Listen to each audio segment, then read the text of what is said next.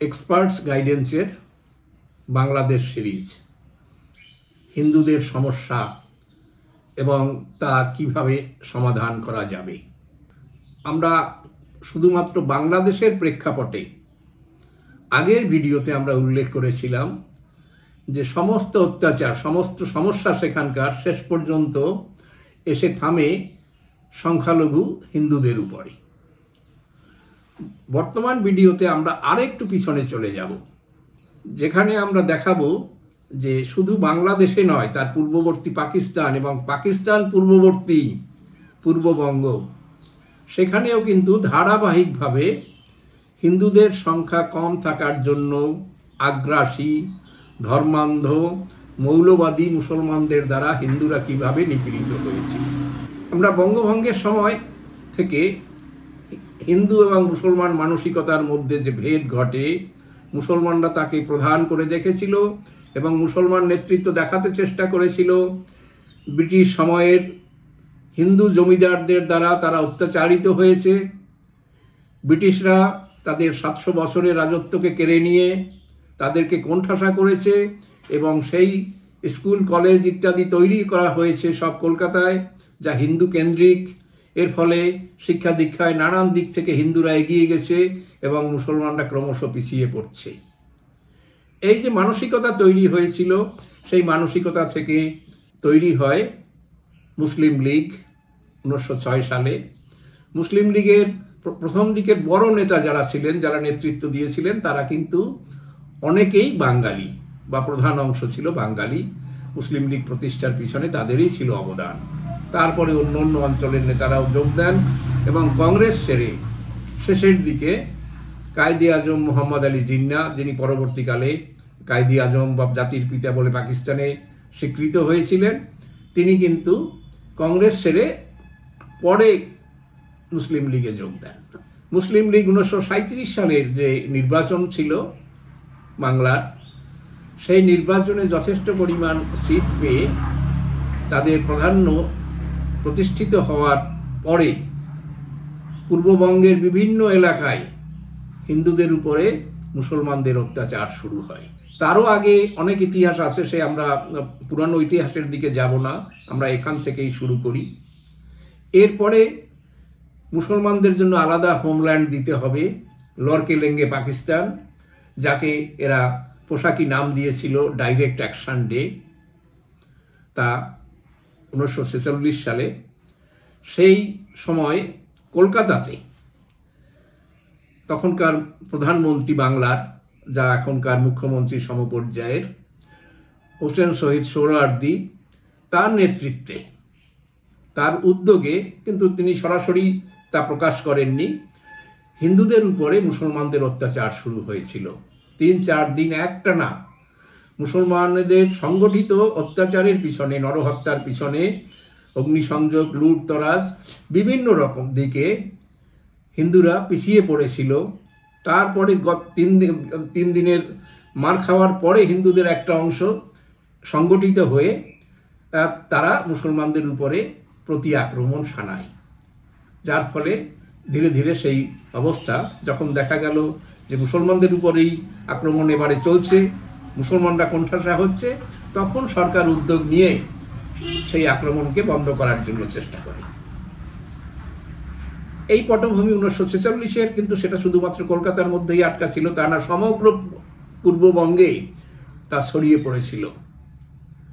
সেই সময় সবচাইতে বেশি উল্লেখযোগ্য ক্ষতি হয়েছিল নোয়াখালী জেলায়, যার ফলে সেই সময় থেকেই নোয়াখালী প্রায় হিন্দু শূন্য। সেই সময়ের অত্যাচারের বিভৎসতা, তার বিবরণ বিভিন্ন সময় পাওয়া যায়। একজন হিন্দু উকিল, যিনি সেই সময় ব্রিটিশদের দ্বারাও সম্মানিত হয়েছিলেন, সর্বজন পরিচিত ছিল, তাকে সেই অনেক বয়সের সেই ভদ্রলোককে দিয়ে কবর খোঁড়ানো হয়েছিল তার উঠানে, এবং তাকে জ্যান্ত সেখানে কবর দেয়া হয়েছিল।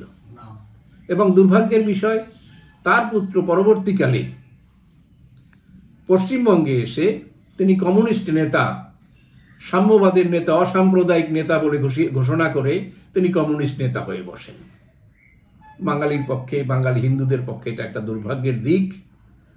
আমরা তার নাম উল্লেখ করছি না, যারা ইন্টারেস্টেড তারা এই সময় গুগল সার্চ করলে, নেট সার্চ করলে তারা এই নাম পেয়ে যাবেন।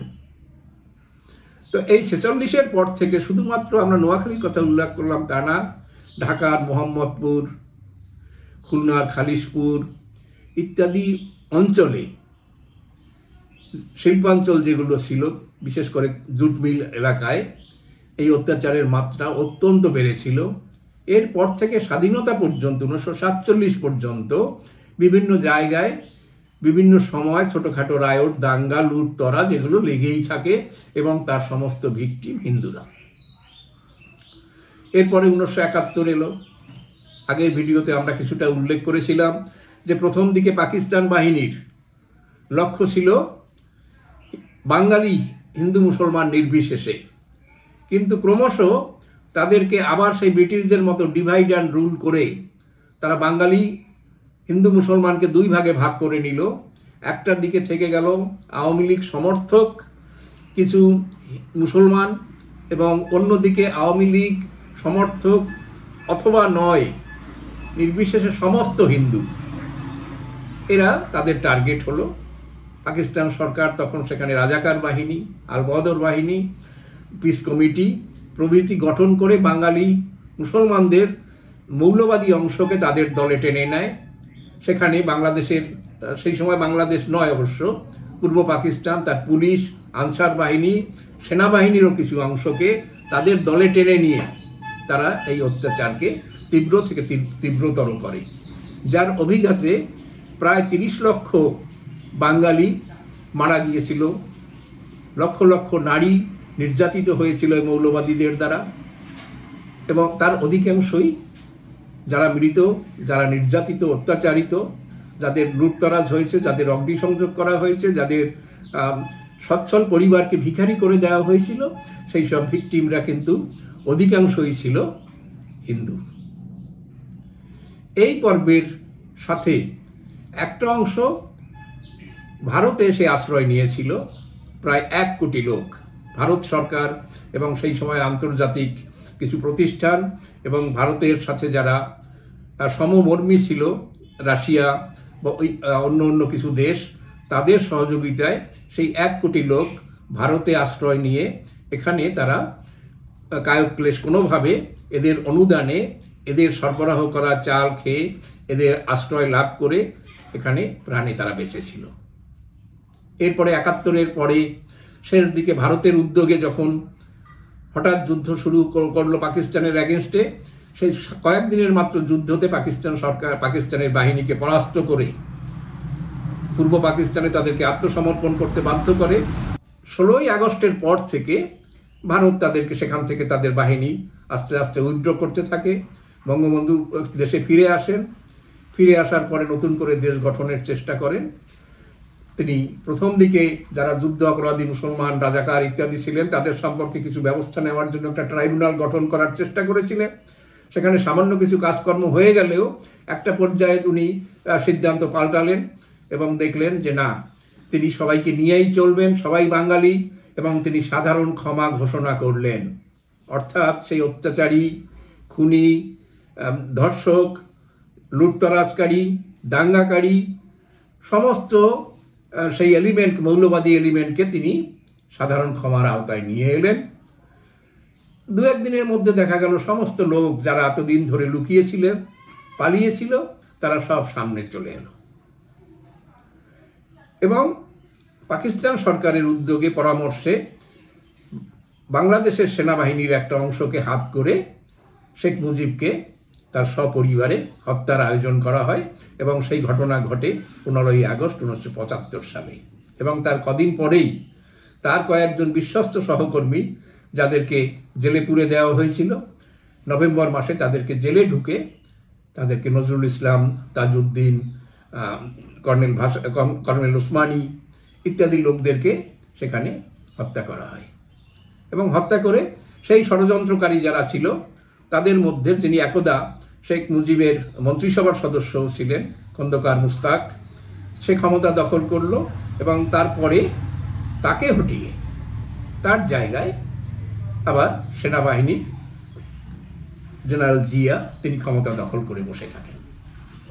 এমনিভাবে পরিস্থিতি পাল্টে যেতে থাকে এবং এর ফল হলো আবার হিন্দুদের উপর অত্যাচার। যে কোনো ঘটনায়, যে কোনো উপলক্ষে হিন্দুদের উপর অত্যাচারের মাত্রা তীব্র থেকে তীব্রতর হতে থাকে। বিভিন্ন জায়গায় রায়ট দাঙ্গা, অর্থাৎ স্বাধীন বাংলাদেশ, ধর্মনিরপেক্ষ বাংলাদেশ বলে যা গঠিত হয়েছিল, দেখা গেল সে আবার সেই মৌলবাদী পাকিস্তানে পরিণত হতে যাচ্ছে। এবং এর পিছনে অবশ্যই শেখ মুজিবের দক্ষতার অভাব, ভবিষ্যৎ সম্পর্কে ধারণা করার অভাব, চিন্তার অভাব, এইসব কারণে এই ঘটনা ঘটেছিল। অর্থাৎ তিনি যদি কঠোর হস্তে যুদ্ধ অপরাধীদের শাস্তি বিধান করতেন, তাহলে বাংলাদেশে এই মৌলবাদী গ্রুপ তারা মাথাচাড়া দিয়ে উঠতে পারত না, এবং তারাই ক্রমশ শাখা প্রশাখা বিস্তার করে বাংলাদেশকে বর্তমানে দখল করে আছে। এরপরে কি হতে থাকলো, ভারতে যখনই কোনো ঘটনা ঘটে, ভারতে বাবরি মসজিদকে ভেঙে দেওয়া হলো, যেটা হিন্দু মন্দিরকে ভেঙে তৈরি করা হয়েছিল। পরবর্তীকালে আদালতের আদেশে সেই জমি হিন্দুদের কাছে হস্তান্তর করা হয়। তারপরে একটা সময় এলো কাশ্মীরে, যে একটা মসজিদ থেকে হজরত মোহাম্মদের কোনো পবিত্র চুল সেখানে সংরক্ষিত ছিল, তা হিন্দুরা নিয়ে গেছে, এরকম একটা ওখানে রিউমার তৈরি হয়। সেই রিউমারের বেসিসে মূল ঘটনা ঘটলো বাংলাদেশে। অর্থাৎ ভারতে কোনো কিছু হচ্ছে, তার ফল গিয়ে পড়ছে বাংলাদেশি হিন্দুদের উপরে। শুধু তাই নয়, চক্রান্ত করে হিন্দুদের উপর অত্যাচার করার জন্য এই কয়েক বছর আগেই একটা মন্দিরে ঢুকে এক মৌলবাদী দুষ্ট সে কোরআন রেখে দেবীর পায়ের উপরে সে ছড়িয়ে দিল যে হিন্দুরা কোরআনের অপমান করছে, দুর্গা মূর্তির পায়ের উপরে কোরআন রেখে আমাদের ধর্মের উপরে অপমান করছে। এর মুহূর্তের মধ্যে সারা বাংলাদেশে হিন্দু মন্দিরের উপরে, হিন্দুদের উপরে অত্যাচার নেমে আসে। অর্থাৎ সমস্ত কিছুকে এই করার পিছনে একটাই উদ্দেশ্য, যে বাংলাদেশকে, সামগ্রিক বাংলাদেশকে হিন্দু শূন্য করে দেওয়া। ঠিক তার রেশ টেনে একটার পর একটা ঘটনা, হাজার হাজার হিন্দু মন্দির যেমন নষ্ট করা হলো, হিন্দুদের উপরে অত্যাচার করা, হিন্দুদের হত্যা করা, বাড়িঘর লুট করা, সম্পত্তি দখল করা ক্রমাগতভাবে চলতে লাগলো। তো এর সমাধান কি? তাহলে দেখা যাক যে সরকারের সিদ্ধান্ত যে মুক্তিযোদ্ধা যারা ছিলেন তাদের পরিবারবর্গকে চাকরিতে একটা বড় অংশ দিতে হবে, কারণ শেখ মুজিবের সময় যারা মুক্তিযোদ্ধা ছিলেন তাদেরকে সেভাবে পুরস্কৃত করা হয়নি।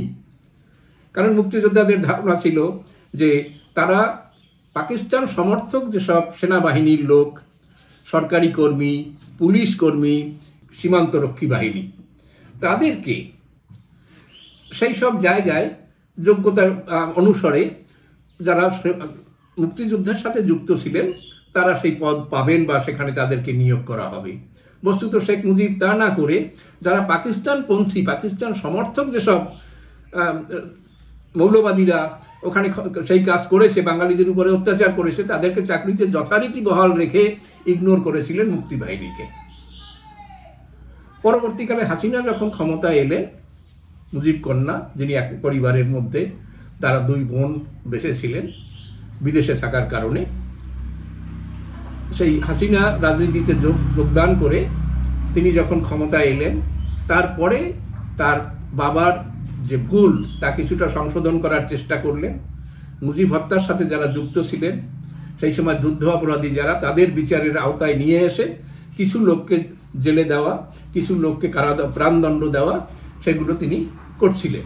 এর ফলে কি হলো, যে মৌলবাদীদের সংখ্যা যা প্রায় সমগ্র বাংলাদেশেই ছড়িয়ে পড়েছিল, তাদের সেই প্রাধান্যের কাছে তিনি পেরে ওঠেননি। ফলে তাকেও অনেক সময় এই মৌলবাদীদের কাছে মাথা নত করতে হয়েছে। যেমন হেফাজতে ইসলাম, অর্থাৎ ইসলামের সংরক্ষক বলে একটা যারা বাংলায় বলা যেতে পারে, সেই হেফাজত এ ইসলাম, সেই বাহিনীর চাপে তিনি আদালত চত্বর থেকে সেই যে বিচারের দেবী মূর্তি রাখা হয় বিভিন্ন দেশে, পৃথিবীর সর্বত্রই যার রয়েছে, সেই দেবীর মূর্তিকে আদালত চত্বর থেকে সরিয়ে দিতে বাধ্য হলো। কেন?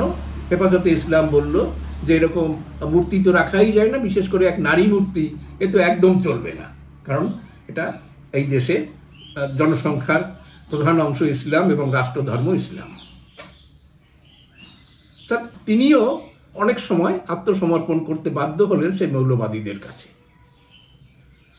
এরকম ঘটনার থেকে এসে তিনি যখন আরেকটুখানি সংশোধনের চেষ্টা করেছিলেন, যে যারা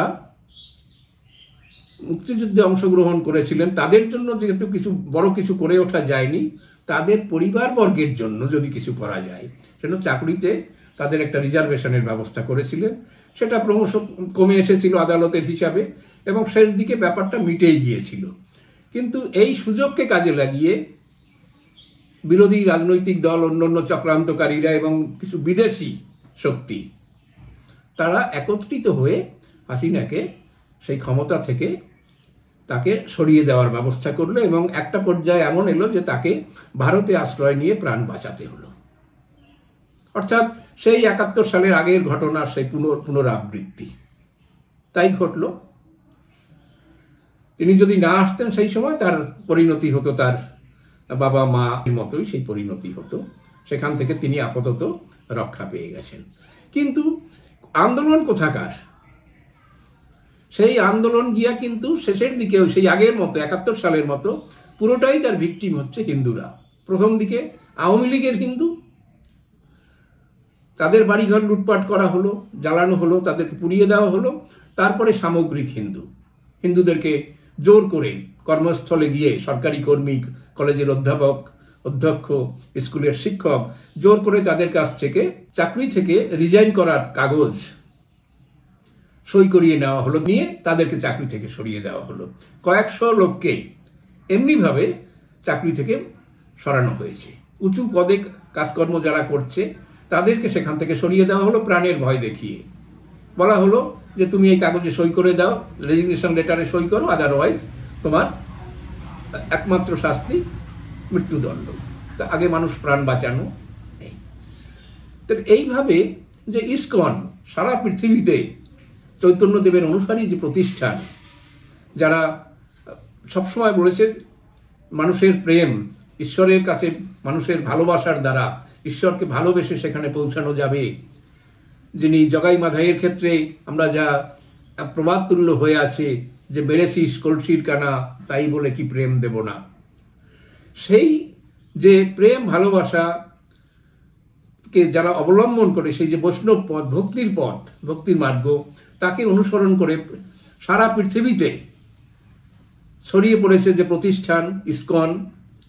অন্তত ১২০টা দেশে কয়েক হাজার মন্দির রয়েছে, সংগঠন রয়েছে, এমনকি ইসলামী দেশেও তাদের অ্যালাউ করেছে, এদেরকে অনুমতি দিয়েছে রথযাত্রা উদযাপন করার জন্য, মন্দির চালানোর জন্য। দেখা গেছে যে বাংলাদেশে তাদেরকে ঘোষণা করা হলো যে না, তোমরা মৌলবাদী, তোমরা দেশের শত্রু, দেশদ্রোহী। এইভাবে তার যে প্রধান যিনি ছিলেন তাকে অ্যারেস্ট করা হলো। শুধু তাই নয়, একে একে তার অনুগামী অনেকেই অ্যারেস্ট করা হয়েছে, তাদের ব্যাংক অ্যাকাউন্ট বন্ধ করা হয়েছে, যার প্রতিবাদ ছড়িয়ে পড়েছে সমগ্র পৃথিবীতে। পৃথিবীর সমস্ত ইসকন অর্গানাইজেশন তারা মিছিল করে ভাবে তারা প্রতিবাদ জানিয়ে বিভিন্ন তাদের সেই রাষ্ট্রের কাছে প্রতিবাদ জানিয়ে যে বাংলাদেশের সাথে এই ব্যবস্থাই করো।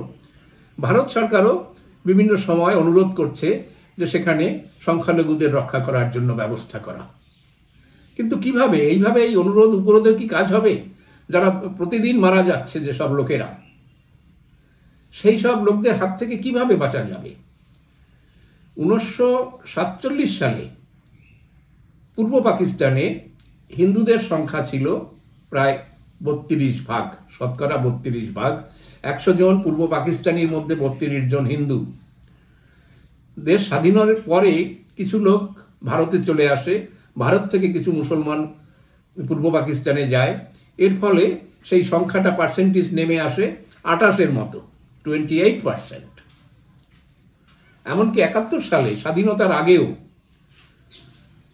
সেখানে 7.5 কোটি লোকের মধ্যে 1 কোটির উপরে হিন্দু ছিল। কিন্তু দেখা গেছে যে 2015-16 সালের দিকে সেই সংখ্যা নেমে এসে 9%-এ, 9%। এবং অনেকেই মনে করেন যে না, প্রকৃত সংখ্যা 7%-এর বেশি হবে না।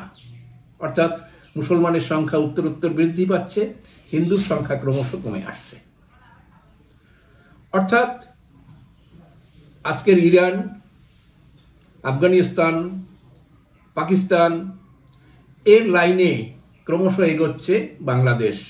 বাংলাদেশকে হিন্দু শূন্য করা, তাদেরকে হত্যা করে, তাদের ধর্মান্তরিত করে হিন্দু শূন্য করা, অথবা সেখান থেকে তাড়িয়ে দিয়ে এই করার পরিকল্পনা করা হয়েছে, যাকে পোশাকি ভাষায় বলা হয় এথনিক ক্লিনজিং, অর্থাৎ একটা জাতিকে সম্পূর্ণ নিঃশেষ করে দেওয়া। সেই ব্যবস্থা করা হয়েছে। তাহলে এটা কি করে, এই হিন্দুদেরকে কি করে রক্ষা করা যাবে? আমরা বিশ্বাস করি এভাবে রক্ষা করার কোনো সহজ রাস্তা নেই।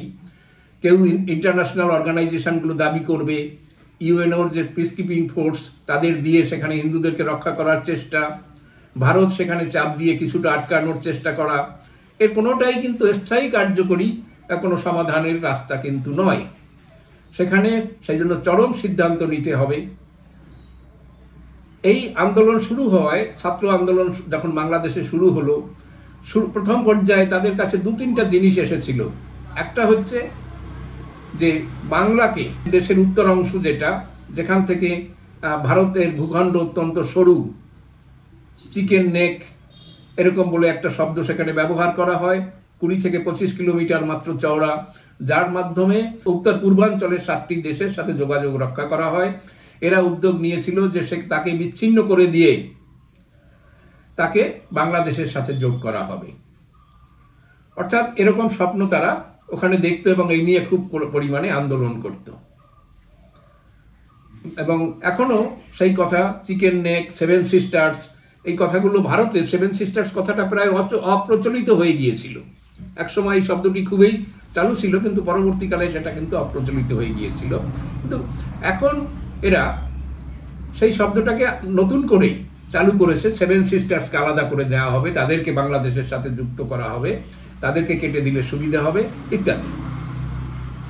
কিন্তু আমাদের মনে হয় এই সমস্যা থেকে রেহাই পাওয়ার জন্য বাংলাদেশের যারা হিন্দুরা রয়েছে তাদের জন্য আলাদা হোমল্যান্ড তৈরি করা, যেটা 1947-এর আগে মুসলিম লীগ যে দাবি করেছিল যে মুসলমান এবং হিন্দু দুটি আলাদা জাতি, তারা একত্রে বসবাস করতে পারে না, তাদের আলাদা হোমল্যান্ড দরকার। এই জন্য মুসলমান প্রধান পূর্ববঙ্গ এবং ভারতের পশ্চিম অঞ্চল, যাকে বর্তমানে পশ্চিম পাকিস্তান বা পাকিস্তান বলা হয়, তাদেরকে নিয়ে আলাদা রাষ্ট্র তৈরি করা হয়েছিল।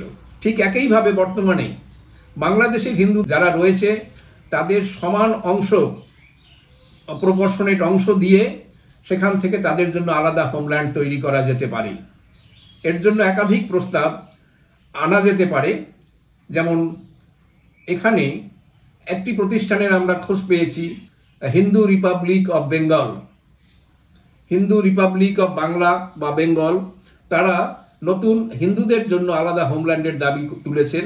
সেই দাবি অনুসারে যে উত্তরবঙ্গে, বাংলাদেশের যে উত্তর অংশের যে মানচিত্র, যেখানে দিনাজপুর জেলা, রংপুর জেলা ইত্যাদি রয়েছে, সেখানে সোজাসুজি মেঘালয়, ভারতের মেঘালয় রাজ্যের দক্ষিণ অঞ্চল বরাবর পশ্চিম দিকে সমান রেখা টেনে ভারতের, বাংলাদেশের সেই অংশকে বিচ্ছিন্ন করে আলাদা জায়গায় নিয়ে যাওয়া যেতে পারে।